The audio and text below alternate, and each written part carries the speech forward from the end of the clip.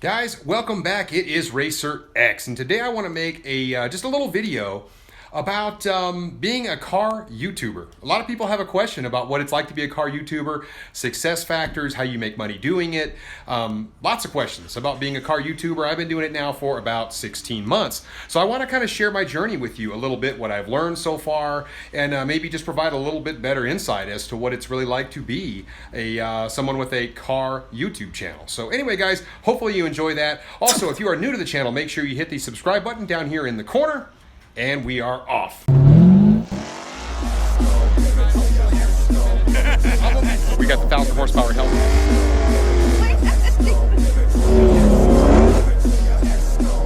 God. Okay guys, first things first, as you know, I have a Charger Hellcat. I've got a 2019 Challenger Scat Pack that my wife drives. We absolutely love both cars. And the big question that I get from a lot of people is, what the hell do you do for a living? Now, I am not independently wealthy. Please don't think that, not even close. I'm actually an IT professional. I am a program manager for a large company out of San Antonio. So I live in Fort Worth. Just want to give you guys a little background on that. Not a rich guy, and I certainly don't get rich off of YouTube. So I'll jump back into some of my other points. It's actually a little bit windy outside, so in order to cut down on the wind noise, I'm actually going to film from inside the cars today, guys, because I do want to talk a little bit about this YouTube journey. And you know what? One of the big things I've noticed about being a YouTuber is obviously you have to be with your uploads. There have been many times where I've been busy either with family stuff or work stuff, and stuff has just come up and I haven't uploaded anything for several weeks. And what happens is people lose interest in your channel. And so, you know, in order to be any good at the YouTube game, you really just have to be consistent with it. And you have to be willing to put in the time. And that's really the big thing, guys. If you want your channel to grow, you have to put in the time. And one of the very first things you'll notice, unless you're some sort of a, I don't know, some sort of a phenom or whatever, most of the time when you start out, it starts pretty slow. And that's, my channel was no different. It took me quite some time before I even had 100 subs. And then once I got to 100, it started going slightly faster. And there are things you can do like collaborating that make a huge difference. But, you know, typically when you start out pretty slow. Now you do have those guys out there. My good buddy, Demonology is a perfect example. He got the right car at the right time, put out the right kind of content, was consistent, had all the right things going, and his channel really just kind of blew up. For the average guy, that typically doesn't happen. It can, but typically it takes a lot of hard work and consistency just to kind of get yourself there. But as long as you're a car enthusiast and you just enjoy it, you can't go into YouTube thinking you're going to make an absolute ton of money, you're going to get rich doing it. You may want to just kind of supplement your income, which is what I do with my channel.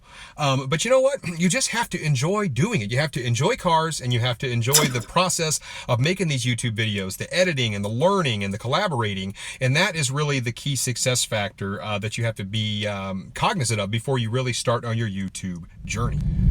So another thing about being a car YouTuber is that you have to be willing and ready to collaborate with people with all sorts of other size channels. So, you know, really, you know, you just kind of have to get to know everybody in the game. And when you really kind of figure things out from a YouTube perspective, yeah, there are lots of guys with channels, but it's really not as big a community as you really think. A lot of the big YouTubers out there I have met and collaborated with to this point. Not all of them, obviously there's a lot of guys out there, but I could probably name at least 50 different guys with channels, both big and small, that I've worked with in the past on collaborating. And that is really the key. People just have to know that you're there, and you have to have people that are willing to kind of support you in your journey and help your channel grow. So obviously, yeah, it does help to kind of work with people that have bigger channels than you, but also be willing to kind of give back and work with people who are also coming up and trying to grow their channel.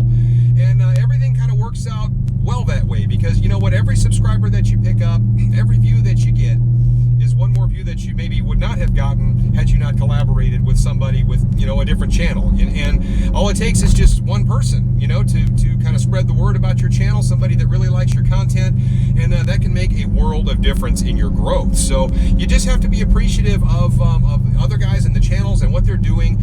And if you look at the people I've collaborated with a lot of different types of guys. Like Reel to Reel has a very, very different channel than Demonology, that has a very, very different channel than B Mason, than you know, all the way up to like MotorTube, Mod to Fame, all these guys. The man himself, Demonology, Guys, check it out. We're with our buddy David Van Voris, and we've got Ron. He has a really big YouTube channel. He's having a ton of success. It's called MotorTube. Check out our man Mod to Fame right here. And we've got our buddy's car, reel to reel. Bam, right there. There's his brand new Hellcat. There he is, right there. From It's Just a Six. He's got two of them here right now. Guys, guess who I just ran into? It's our man right here, Stang Mode himself, driving a Mustang of all things. Here he is, the man himself, Corey from Tall Guy Car Reviews. You know, so Corey Tall Guy, he's got a huge channel. I mean, he's over what, like 550,000 subs or 600,000 subs, and his channel is vastly different than mine. But you know what? At the end of the day, we're all kind of headed down that same journey of growth and just trying to do this YouTube thing because we enjoy it, and that's what you have to take into account. So that's kind of the big point: is just be ready to collaborate with other people. So if you look at a lot of the other big YouTubers, most of them didn't start out with really expensive cars. They don't. Not all of them. A lot of guys start out with, you know, like a Focus ST or something. You know, a lot of them start out with a Mustang. A lot of them start out with whatever, and they end up with, you know, McLarens and these really expensive Demons and all these really cool cars. But it just takes time to get there sometimes. And so if you're a young YouTuber, don't get discouraged by the fact you see all these guys out there with these really expensive cars and these big growing channels, because everybody has to start somewhere. And that's why as a true sports car enthusiast, I don't hate on guys that have cars that aren't big and expensive or whatever. I really appreciate, you know, everybody from the V6 Charger all the way up to the 1100 horsepower Demons and guys with Lambos and GTRs and everything in between, guys. So you just have to respect everybody, because everybody's at a different point in life. Everybody can afford different things.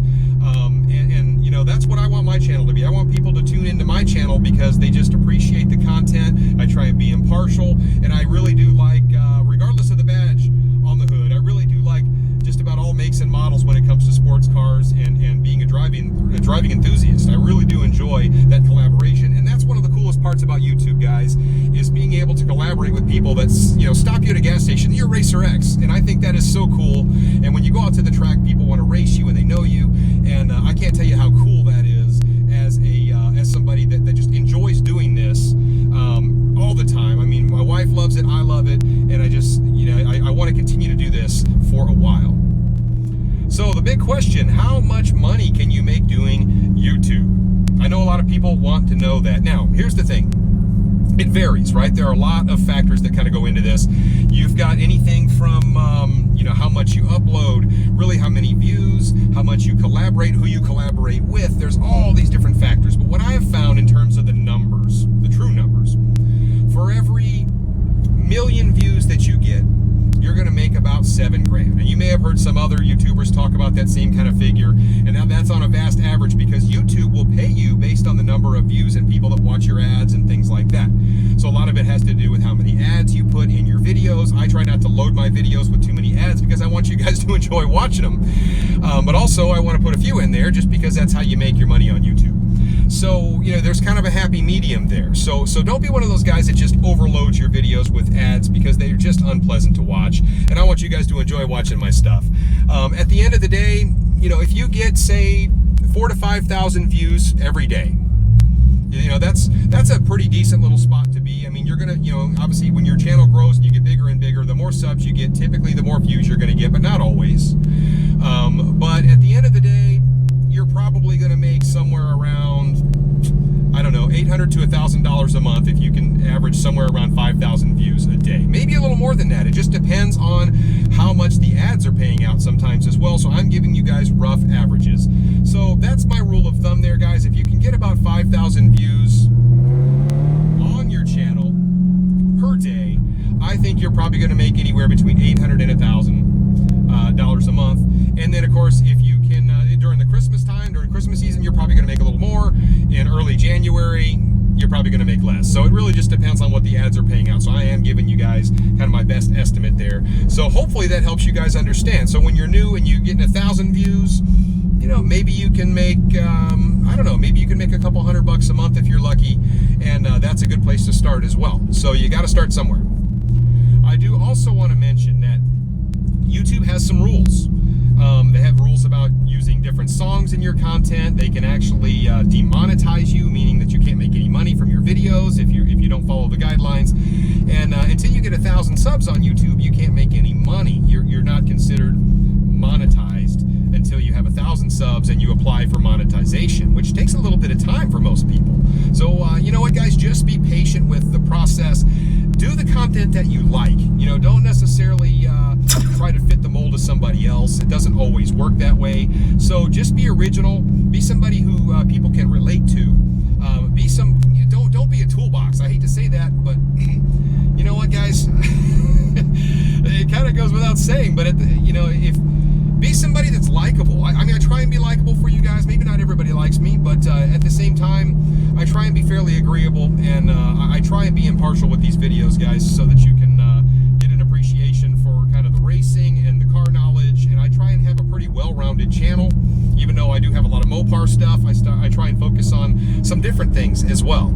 And that kind of brings me to my next point, is about maybe don't be afraid to change platforms. Yes, I built my platform on Mopar, but that doesn't mean I'm not willing to make a change to a Shelby or a Corvette or something like that, which I've thought about, and that may be coming.